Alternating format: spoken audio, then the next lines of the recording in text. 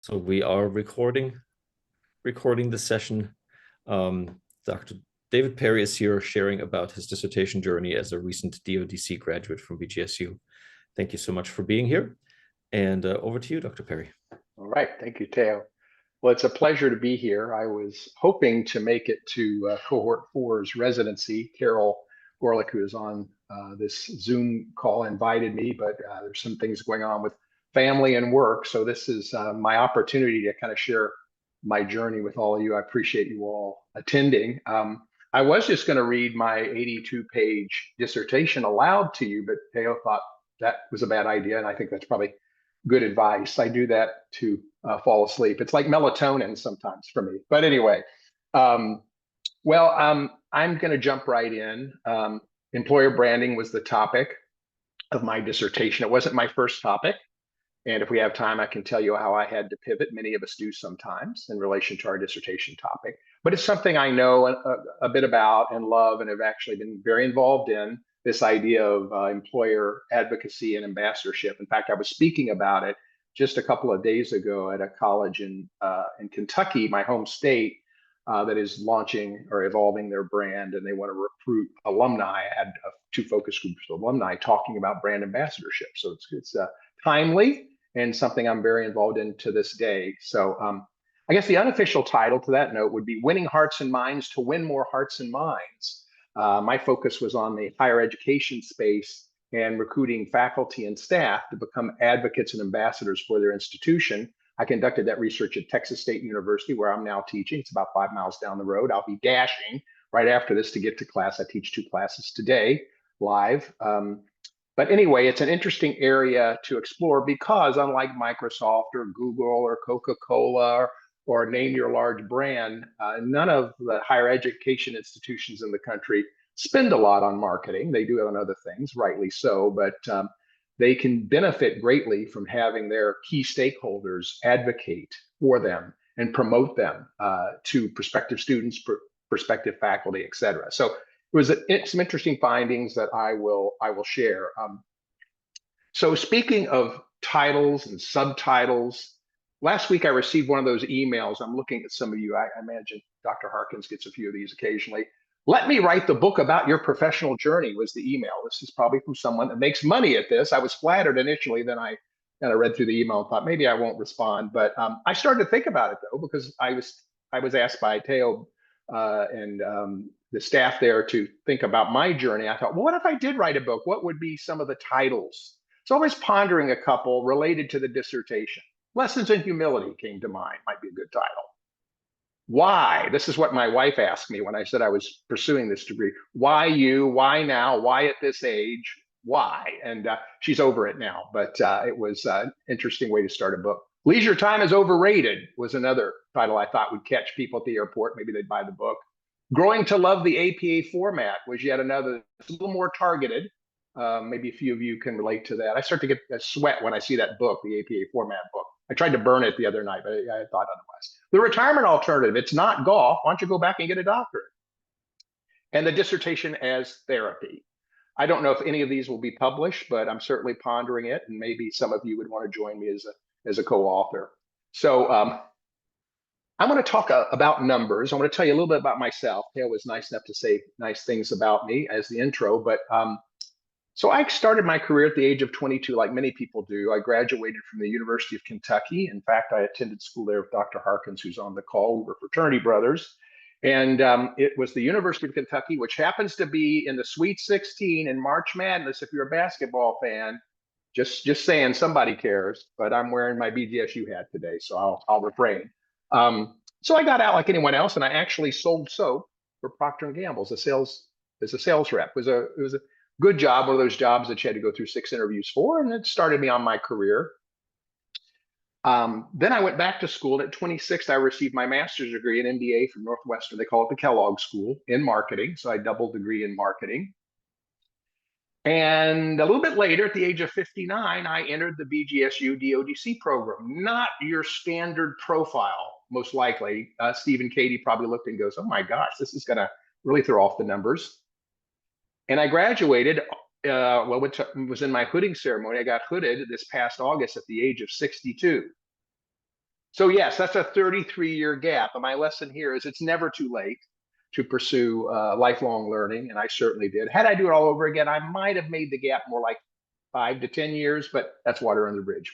We move on. So, and I'm not the oldest person to complete the BGSU DODC program. So I think it's a very diverse, really interesting spectrum of students. So what led me to this? Some of you that may be contemplating this, your master's program, or you're just knowing, how did this guy get here? One is I had an epiphany. I have been a marketer for over 30 years. I was hired by Stanford Medicine on a 4-year consulting project to help them sort through some things on the marketing side. They had a new staff there.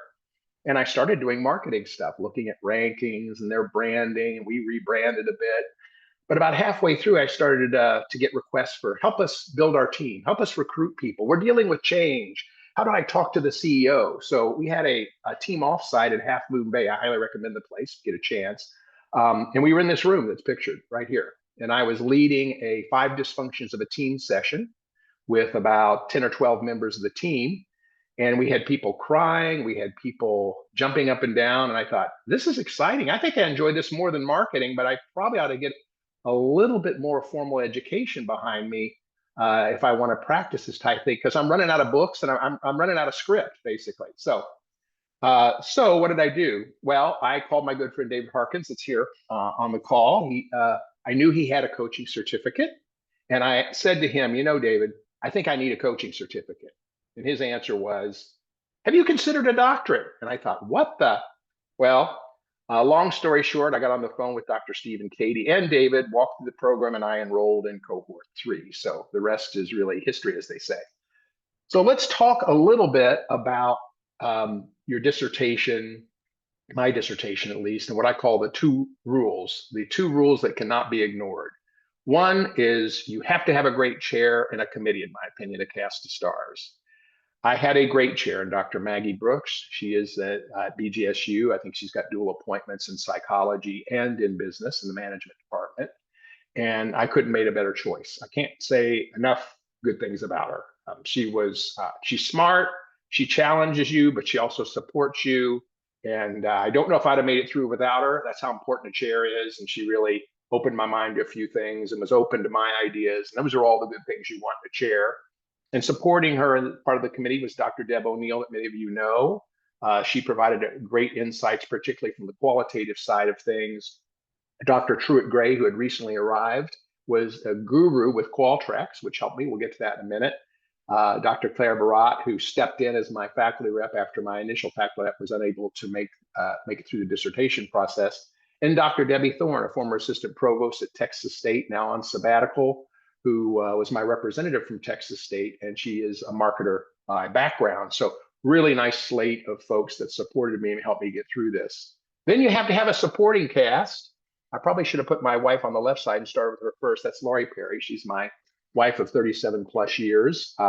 She put up with a lot, missed birthdays, missed kids' events because I was in residency, and 2 individuals at Texas State, the marketing VP and the HR VP, who allowed me to do my research, my dissertation research with the faculty and staff there at Texas State. So in marketing, most of my career, I dealt with funnels. You start with awareness, you work your way down the funnel. It's called sales or marketing funnel.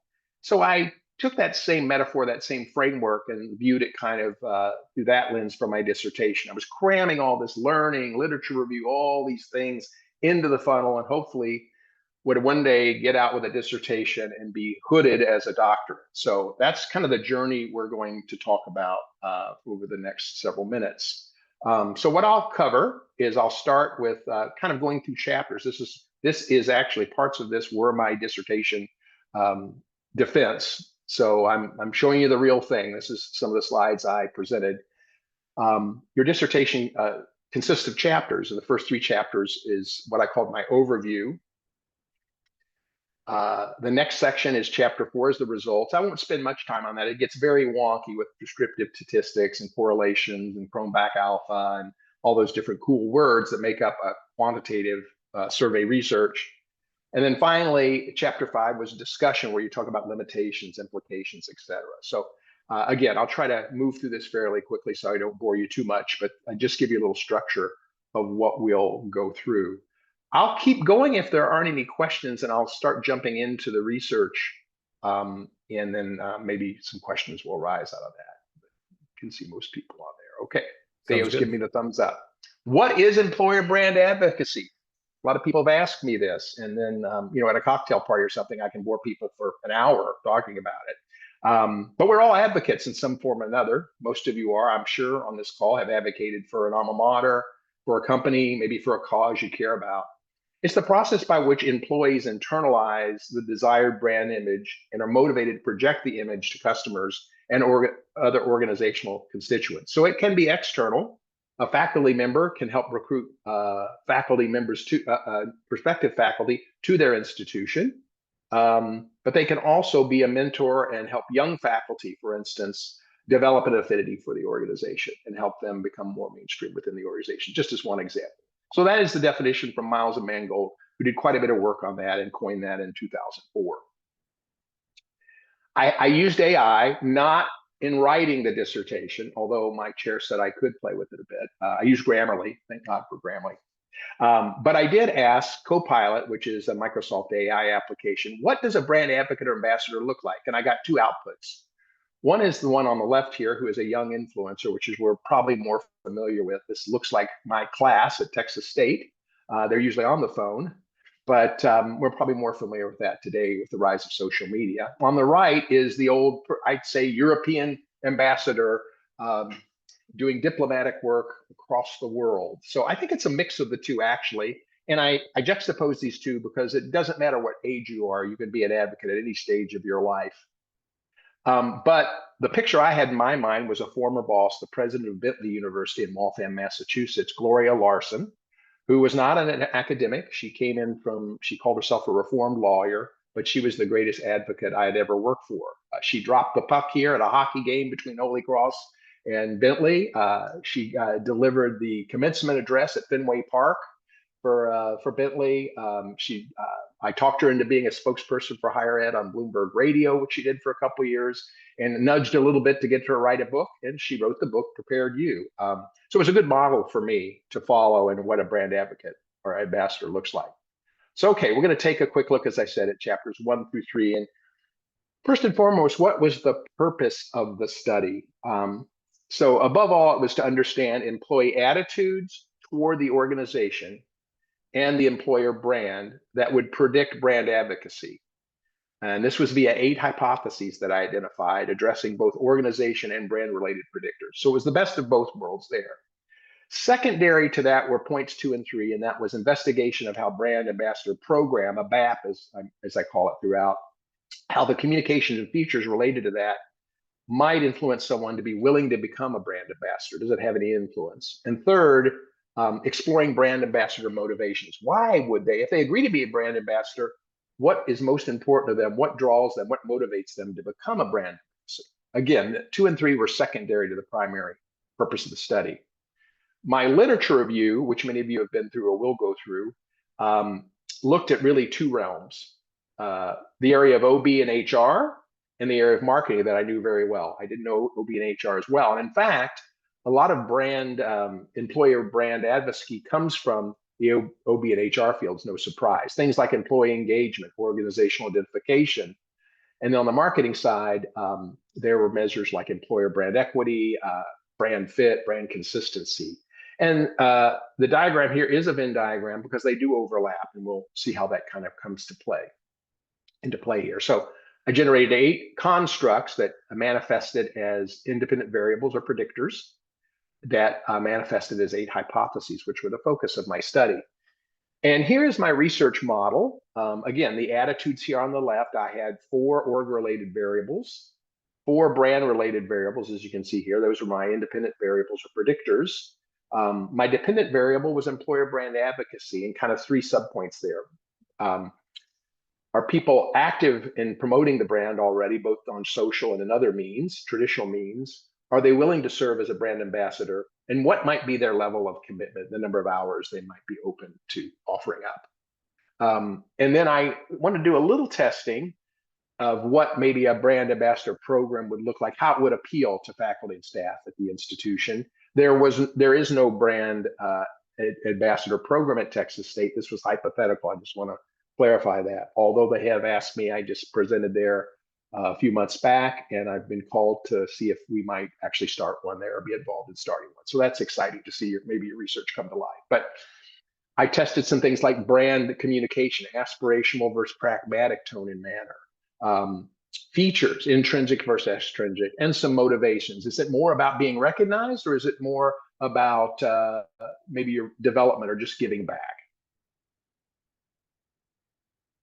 And here are the 8 hypotheses, all worded the same. So I'll just read the first one, and you can see how the other 7 would fall in.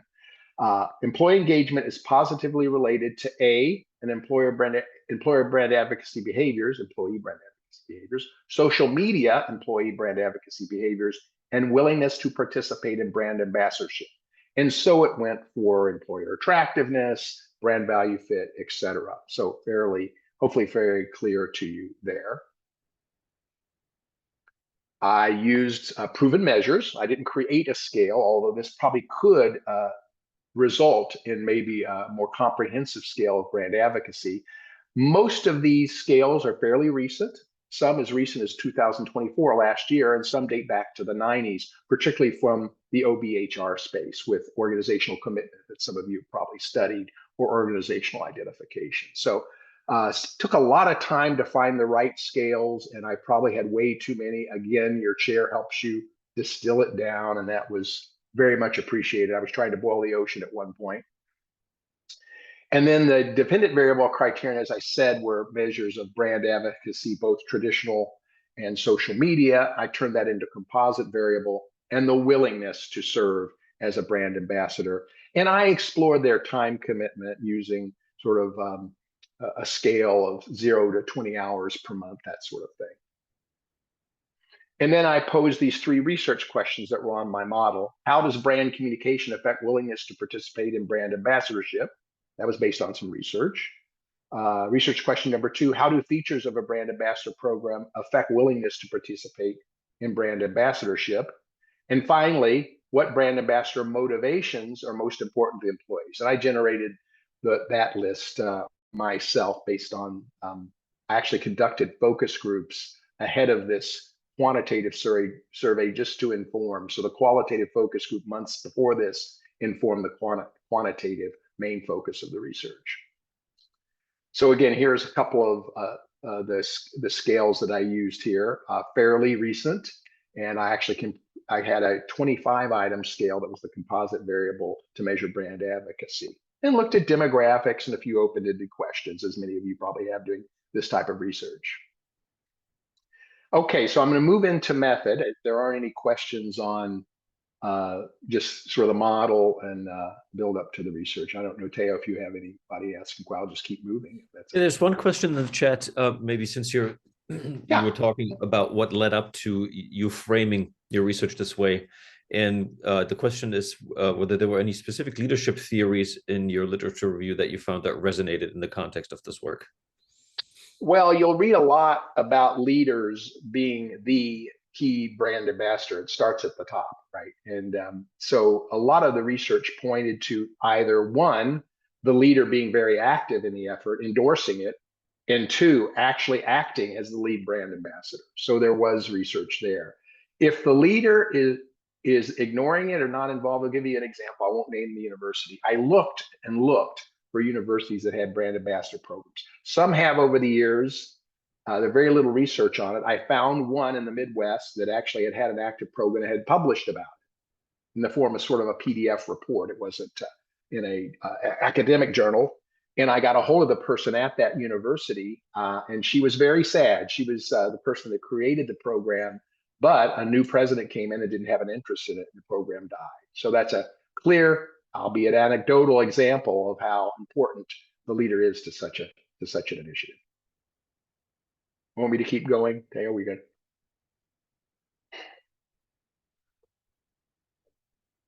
I think you're on mute, but I'll keep going. Yes, yeah, go ahead. We'll cycle back to this question. Okay, I won't spend a lot of time on this. This gets a little wonky, but my method was quantitative. I used a Qualtrics survey. I built the Qualtrics survey with a lot of help from the team. I had up to 45 questions depending on how you were routed and how you were profiled within the survey. And it lasted probably more like 10 minutes for most people, 10 to 12 minutes. I couldn't really go beyond that. One of the things that seemed interesting definitely to the committee and to many that I've shared this with is I had an altruistic incentive. For every completed survey, or even anyone that attempted, I would give $1 to a Texas State scholarship. So at the end of this survey, I had 215 in my sample. 263 had attempted out of the 3,800 or so that make up the faculty and staff. So almost a 6% overall response rate. And I ended up writing a check or Venmoing $300 to the Texas State Scholarship Fund, which I felt good about. And I think it did boost a little bit of participation. So again, 12 scale measures, 8 predictors, 4 dependent variable criteria. And then I did kind of a 2x2 where I would rotate a question related to the brand ambassador program so people would see it different versions at different times, just to kind of take the bias out of it. But you could do it on your mobilely or on your desktop. So try to make it as accessible as possible. But that's kind of it, a quick summary of it. Well, who participated? This is common in surveying, is a higher degree number of percent of females than males. Females represented 54% of the Texas state population. 64% completed the survey. Males are about 46%. 27 completed. You can see the response rate differences there. Some didn't identify as a gender or alternative gender to male or female. In roles, I got 74% of my surveys from staff. They represent 57% of the population. 26% of faculty, which was lower than their actual population. I will say the biggest challenge, and I've talked to others, is getting faculty to participate. They have a lot going on and they do their own amount of research, but I have some theories on how we can get faculty more involved as I do this. Again, the average age about 45, middle-aged, and the tenure of a little over 8 years. So that's the profile of the participant. And then we'll move into some results. And again, I won't spend much time on this. Is just to show you, I did descriptive statistics and Cronbach alpha and correlations to look at the, I really had sort of 11 measures here that I looked at, and it all checked out pretty well. There wasn't really a lot of heavy problems with correlation, but it did point me to look a little closer at certain things like brand advocacy. Then I did regression analysis, and I did something called relative weight analysis, which was brought up to me by my chair, Maggie Brooks, is where you kind of take these variables through yet another round of weighting to see which really rises to the surface, which variables are really going to predict. She actually knew the individuals that authored that particular tool. So net, the two variables that really rose to the top from the standpoint of highest impact were organization identification, and brand value fit. So we'll talk about that a little bit more here. This is just explaining the relative weight analysis. And you take these variables through yet another round and weighting them, and you can see I've circled some of the weights here. And again, the org ID and brand value fit and brand equity as well were very strong. Brand equity weighted high, but didn't test as well across the different forms of testing I did. So again, value fit weighting the highest, org ID from the HR and OB space the highest among those variables. So in the end, the results of the hypothesis testing is 2 hypotheses were fully supported: organizational identification and brand value fit. There were 2 that were partially supported: employee engagement, which probably is no surprise, and this brand equity variable. Those that weren't supported, there weren't a lot of surprises here, but org commitment, which is a bit different than organizational identification, we could talk about that. The attractiveness of the employer, which is more related to recruiting primarily. The distinctiveness of the employer brand and the consistency of the employer brand. I think that, again, may be a little more external, and that's maybe how employees view it. In other words, is the brand distinctive? That might not make them loyal or not loyal, or more likely to be an advocate. And consistency is probably more around governance and policies, but I did put those in there as possible measures. For the research questions, I had positioning statements. I would describe the program, I would describe Texas State, and it's sort of a little bit of a recruitment to a brand ambassadors. One was aspirational. Texas State is on the move. Be a part of it. Do your part to spread the word. You're talking about a school that, much like BGSU, was a normal or teaching college. LBJ graduated in 1930, one of our presidents from Texas State. It is now close to being an R1 institution with over 40,000 students. So it's changed a lot over time, and I think that change has been challenging. There's a new president within the last 2 years that came out in the research, et cetera. The pragmatic side was Texas State is dedicated to teaching, much more kind of a little bit more of academic language and this idea of academic pursuits. On the brand ambassador program features, again, they were descriptions of a hypothetical program. One does not exist at the university today.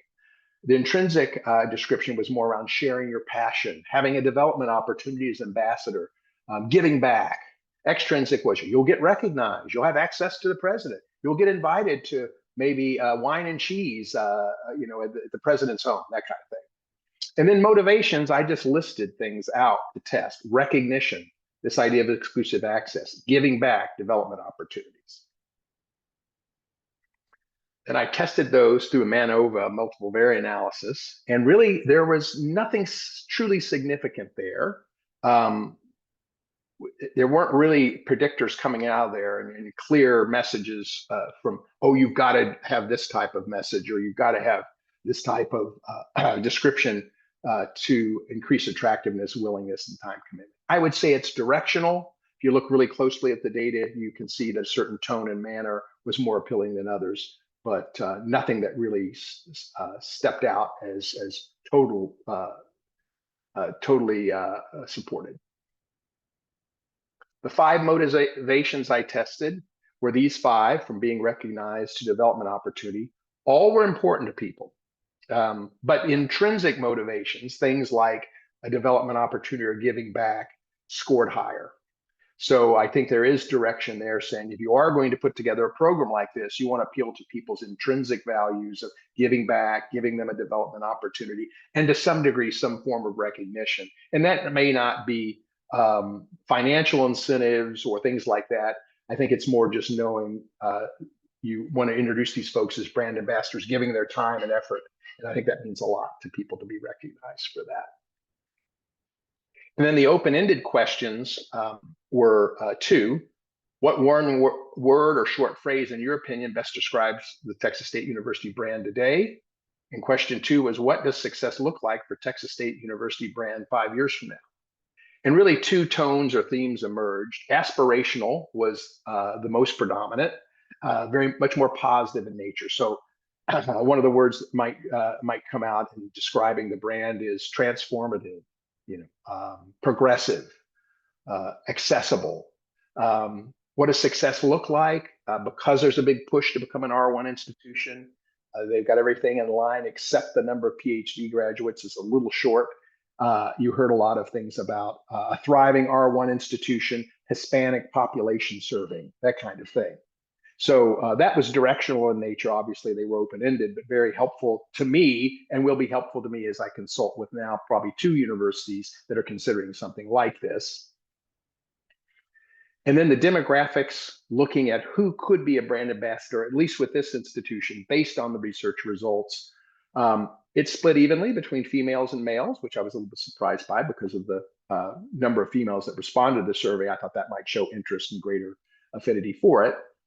Actually, there were data that pointed to more interest among Black and Hispanics. This might be unique to Texas State. Texas State prides itself on diversity and accessibility through their scholarship programs, but also we're in Central Texas, and they have been named one of the top Hispanic serving institution, and they tried very hard and continue to invest heavily in that designation. You're either under 30 and new to the institution, or you're maybe middle-aged and have spent some time there. So it's really interesting. Maybe you're excited, you're a relatively new employee, you want to be an ambassador, or you've been there long enough to see all the warts, what have you, but still really believe in the institution and want to give back. But for the most part, work tenure, as I said, was a little over 8 years, less than 10 years. So I think after about a decade, maybe people get a little jaded, or they have started families, or whatever it might be, other factors enter in. and staff members are much more likely to want to be ambassadors than faculty. I would argue, though, to many external audiences, prospective students, prospective parents, prospective faculty, it's very important to have the faculty engaged. In small institutions, not so much maybe a large state institution, the faculty recruit students. They're very involved in that. And so the committee and I started thinking about ways we might attract faculty to get them to get to a higher level of participation. Okay, I'm almost done. Is everyone still there? Still breathing? Dale looks, he's awake. This is a good sign. Okay. So the discussion part of my dissertation defense involved pointing out limitations, implications, future research, and just a general conclusion. And then I'll talk briefly before we close about where I am today and how my journey has continued. So again, my primary goal, the focus of the 8 hypothesis, was to examine to what extent org-related and brand-related variables predict employee brand advocacy and a willingness to participate. And really 4 potential predictors, the 2 that were heavily supported, the 2 that had some support, were identified. And I think you could even do additional research to maybe bring these 4 into and as a predictor scale of sorts. Secondary goal, this is the focus of my 3 research questions, really just to better understand how a brand ambassador program, how the communication features related to it might affect an employee's willingness to join. Again, a little harder in an institution that has no history. It's hypothetical. There's not a program in place, so that lends to maybe the possibility of doing some research if a program got started, and I'll talk about that in a minute. But I did get some directional findings, right? Theme and tone, the type of things that appeal to them. And then identify what motivates a brand ambassador. If they agree, they show they have a willingness, what is most important to them? And we, as I shared in the previous slides, we found a couple things that were really appealing to them, mainly intrinsic motivations. So lots of limitations. Participation.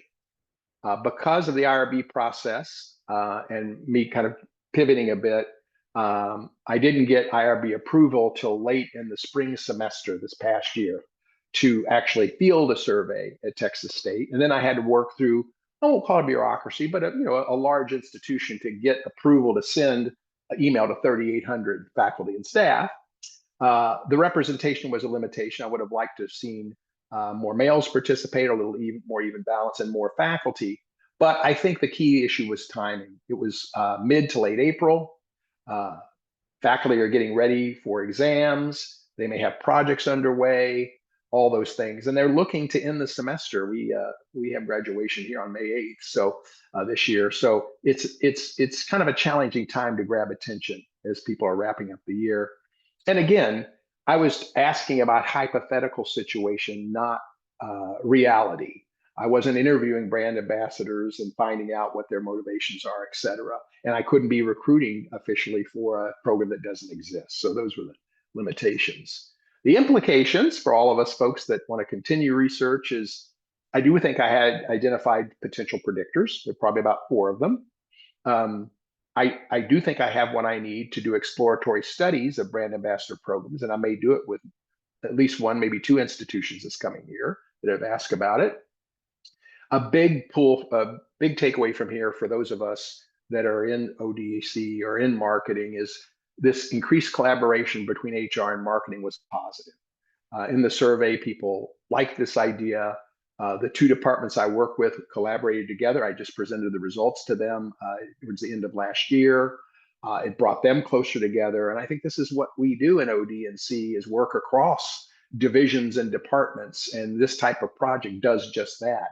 You can imagine getting involved with the Office of the President, possibly other ways. I even think a CFO could see the benefit of brand advocacy and maybe the reduction in ad spend or something.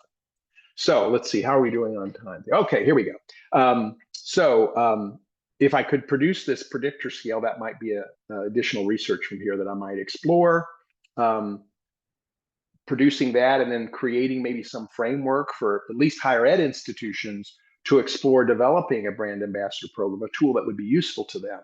And then finally, it could be expanded to other sectors. I was talking to the chief marketing officer of UCLA Health, who's a friend of mine, and said, could you come here and do that here? He has since moved to UC Irvine, but regardless, because particularly with academic medical centers, there's a lot of similarities with higher education structures, as you all might guess.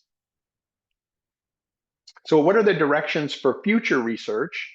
Definitely qualitative. In some ways, I wish I would have had an existing program and could have done qualitative research. Now, quantitatively, I could continue and survey actual brand ambassadors once the program is up and running and employ my predictor scale. But qualitatively, ethnography really comes to mind. Could I live with brand ambassadors over 6 months to a year and really understand what's going on, what parts of the program they like? Is someone running that program? What's the impact of the individual running the program? What is that, the profile of that individual or key strengths, et cetera, even a case study.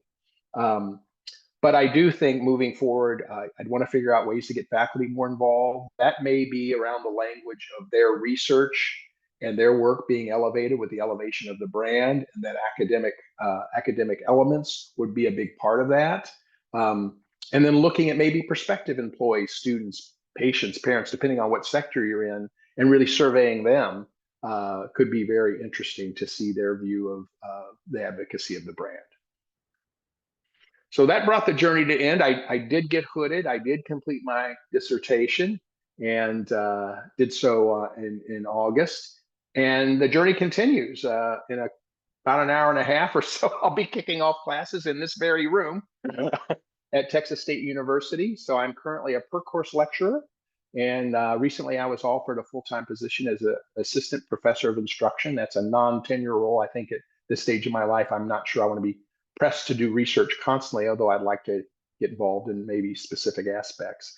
So it's been rewarding, and I think I'm putting the degree to practice, and it looks like I may be getting more involved with actually pursuing my dissertation topic and doing more work around that.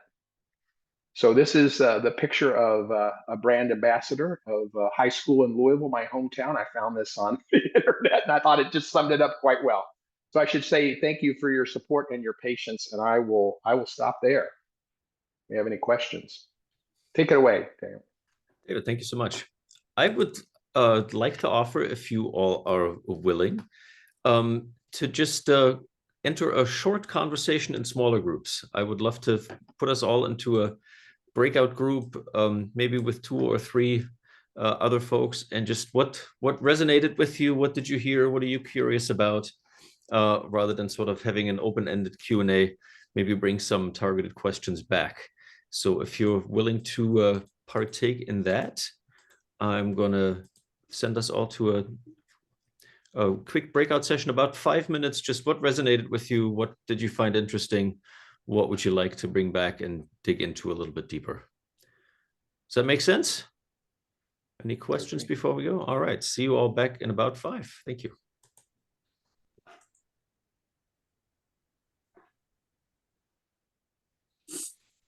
I'm always encouraged to hear.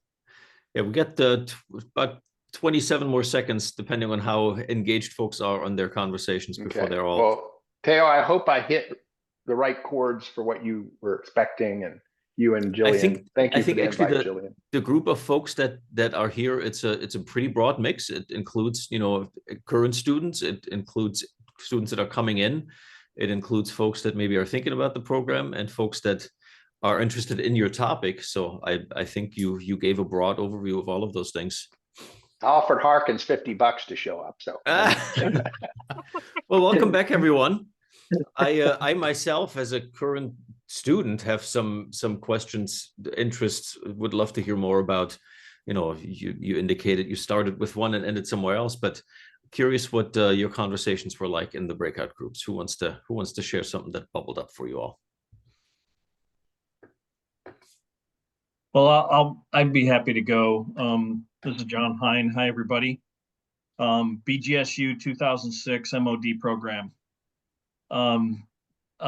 Anyway, I had a nice conversation with Brandy, and after we got to know each other a little bit better, some of the things that really popped out were a curiosity around the process that you followed, Dr. Perry. And I think, Brandy, I don't want to speak for you, so please chime in. The appreciation for the fact that your topic may change, right? The need for flexibility in that process and the understanding of that. We also talked a little bit about curiosity relative to kind of generational differences that you may see in the willingness to be an ambassador, a Mhm. brand ambassador across the board, or are there variations in that? And then that led to a interest of mine in understanding, are there other things that you looked at that may also add to or detract from someone's interest in being an ambassador, such as the university's the university's current PR messaging in the news, or the status of the football team, or the sports events, or is that a motivator? And then the other piece was, did you find any correlation between what you measured and any other studies that might be happening through the HR department, like say around engagement? And were you able to validate, or did you see contradiction in what their numbers were saying versus what your numbers were saying? I'm curious, as the VP of Global Talent and Org Effectiveness at Echo Brands, which is my role, those are topics that are real for me, and so that was what we talked about. So. Well, John, let me, that's like a press conference. You're like that person that sits on the front row and has all the great questions. So let me start with, I'll start from the last one, and maybe you can remind me as I'm, an institution like Texas State doesn't even have a VP of HR. They have an AVP. That's why the person that I was working with is now at the University of Houston, because I think she wanted to grow more. Not a hit against them. It's just something they haven't invested in as heavily. So maybe unlike Echo Brands or P&G or, Owens Corning or Owens, Illinois or something, you're not going to have that level of investment. So it was a pretty clean slate, although the marketing department was just as interested, and they have fielded a survey. It just came out last week, kind of with similar questions. And I think they're preparing for kind of a evolution of their brand to, they're 125 years old. And so it's starting to be picked up by that department. I think they do probably some of your standard engagement studies. And in my presentation to them, there was nothing pointed out that was surprise to them. I don't think it goes as deep as the multiple scales that I used. I do remember another question you had about sort of young, older, generational. I just presented to a group of alumni at a liberal arts college. And what you find is the younger you recruit people, let's say when they're a senior at BGSU, and say, you're now becoming an alum, we want you to be a part of BGSU for life and join our alumni network. It can help with your career. You can stay in touch, et cetera. It's very appealing to people. I graduated from the University of Kentucky. I immediately took out a $25,000 life insurance policy to become a UK fellow. It was cheaper than writing a $10,000 check at 22 years old. And I got to dine with a number of dignitaries on the Rupp Arena basketball floor, which is a legendary basketball arena. Not the best motivations, but but that just points to kind of, I don't know if I would do that today. I was just so excited about leaving this institution. So you start early. So how does that pertain to your question? I do think when employees join, even the onboarding, this needs to be a part of it. Like what role, you can identify people right day one. And you can probably see it in the recruitment process as well. And I think if you can keep that young group, let's say that within the first 5 years, recruiting more of those young people in, it's a win. I was surprised though at the 30 to 49-year-old who still wanted to get back. And in the focus groups, which weren't really a part of the study, they just informed the study. I had a lot of people very passionate and emotional about the institution. And I think it's probably because the new president is quite the cheerleader, first generation Canadian criminal justice major, made his way to Texas from Canada, a little town in Canada. And he's just very inspirational. And he gave out headbands that said running to R1, and faculty actually had them on their desk when I would visit them, which is surprising to me, just because of the level of affinity around that. So I think that institution, they're not suffering declines because Texas is growing rapidly. They don't have the issues that a Northeast liberal arts school in Vermont might have. So that there are probably some factors that I have to point out. Well, I think I answered 2 of the 5 questions. Well, that's great. That's great. I love the last comment relative to, I think also what you've done is further validate that leadership matters. And it really doesn't matter what we're talking about. The context here is ambassadorship. Without good leadership, it ain't going to happen. Yeah. With it, it will. So I would say too, to that point, I left the college I'm working with. They're becoming a university. I was just there. I flew back last night or yesterday afternoon. And before I left, after I did the focus groups about the alumni network and the idea of supporting the brand, I made it a point to have dinner with the president. Now I serve on the board of that college and have for a number of years, but he's a finance guy. I mean, he's a wonderful leader, but he's more focused on the bottom line. He was trained in that area. And we talked about the brand and getting him engaged because he's going to have to lead. He's going to have to wrap his arms all around it, particularly for a small college that is attempting to become a university. So as a consultant, I think it's on the onus is on us to identify the role of leadership, help them, coach them through that as well. I know that didn't answer your question, but it's a offshoot. You're good. Thank you. Thank you very much. All right. Nick, are you able to ask your question, or should I read it from the chat? Okay, so Nick is the one that he's not going to. Yeah, all right. So he's curious. He works in K-12 public education, and there's some conversation that I assume they had via chat, and so I apologize that I did not specify that at all. How would brand advocacy differ in a context, cultural, geographical, with different outcomes? How malleable do you think your body of research is when applying to different fields, for example, to recruit a diminished workforce of K through 12 teachers, for example? That's a very good question. I immediately thought it probably works for private K through 12, particularly prep schools, mainly because you invest a lot in those programs. I did not attend one, but I know people who have, and they probably give more and spend more time related to their high school than they do even their college to some degree. And I think because I know some that went there on scholarship, from modest means that had the chance to broaden and transform their love of learning or what have you, or it's just their third generation doing this, and they get solicited. Private schools need they need funding mainly through private donors. So it's just a way of life. For public schools, I'd have to think a little bit more about it. I think you could do that. I think probably, again, the principal needs to be involved or respected teachers. I think, again, it's probably more of a high school thing, maybe to some degree than K through 12. There's also the PTO organization, getting the parents involved. You can at the college level, but I think a lot of college kids leave and their room's been converted to a den or something. Parents are kind of like, you're on your own. But and I have a special needs child, so my wife in particular was quite an advocate. I think you could see a lot of advocacy in the parents, and maybe the parent-teacher organization would be an area you want to explore. I'm spitballing here because I haven't done the study there, but I would think that could be very pertinent. And I think you'd have to, again, get the school system to support it, maybe pilot it at a couple of schools, maybe in a lower income area versus a higher income area, or kind of see, the differences. But that could be very interesting. I mean, there's kind of organizations, there's pep clubs, there's student council. You may be able to tap into existing organizations and maybe add a layer onto that, an incremental layer. That's my thinking.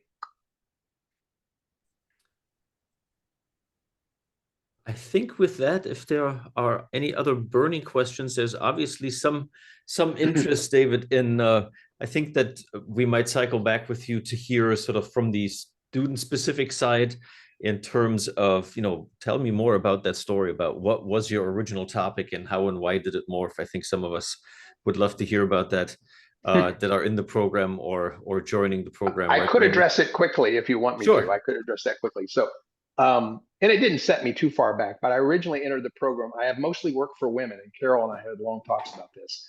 I am a person that turned 63 on last Sunday, so that's unusual. I started my career in 1984 working for Procter & Gamble. I worked for a woman. I worked for Gloria Larson. I worked for Dr. Vivian Lee, a Rhodes Scholar who ran University of Utah Health.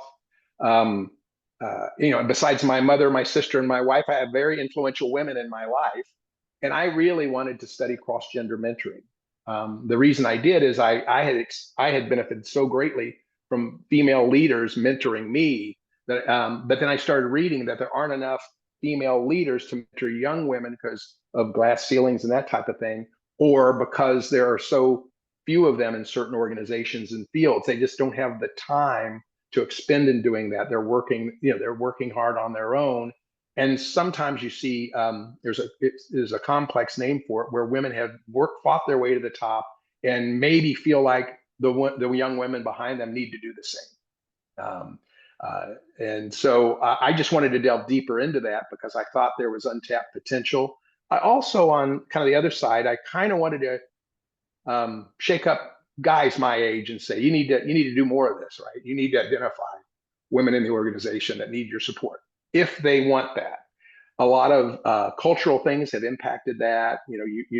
Harvey Weinstein, all these different things with genders at work.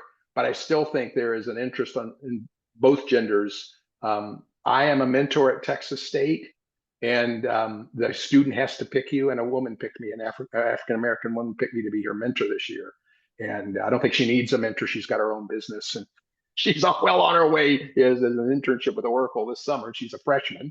But I do think there's area there. The reason I didn't do it is because I was scheduled to speak at a national conference, and the organizers said, we think we don't like the how do they say that, we don't like the optics on this. A middle-aged guy talking about this, and I'd lined up women on the panel, and I think they'd had a bad experience, with a previous speaker of my age and gender, so I didn't take it personally. But it did require a long walk for me to figure out, am I the right vehicle to do this at this time? And after the timing was George Floyd, a number of other things, there's a lot of disarray in our society at the time. And I decided, do what you know a lot about and can still add value to, and it became employer brand advocacy. But Carol, Gloria Larson, who was in one of the slides, were pushing me to not give up on that. And I may not give up on it, but I think it was best. A good dissertation, or a dissertation, is a finished dissertation. And so I think there would have been more hurdles for me there. But I have regrets too. I think it's a subject that needs to be addressed. So yes, thank you, David. I can still research that. But it was coming from the heart, because I have greatly benefited from female leaders, and maybe more than most of my genre or my age. Well, David, I'm grateful that you made sure that we sort of were able to land there, and that I didn't succeed in cutting you off and having that later. I think that is an interesting full circle almost to me. We're back in the issues that what affects leadership. How do we get to become good leaders? John said at some point, it doesn't matter if there's no good leadership, it's not going to happen. So the importance of mentorship, and a personal thank you to you, having been somebody that's been willing to offer insights to me and to our students at large. Thank you so much for your time, for being here. And I hope you all have a fabulous rest of your day. All right. Thank you.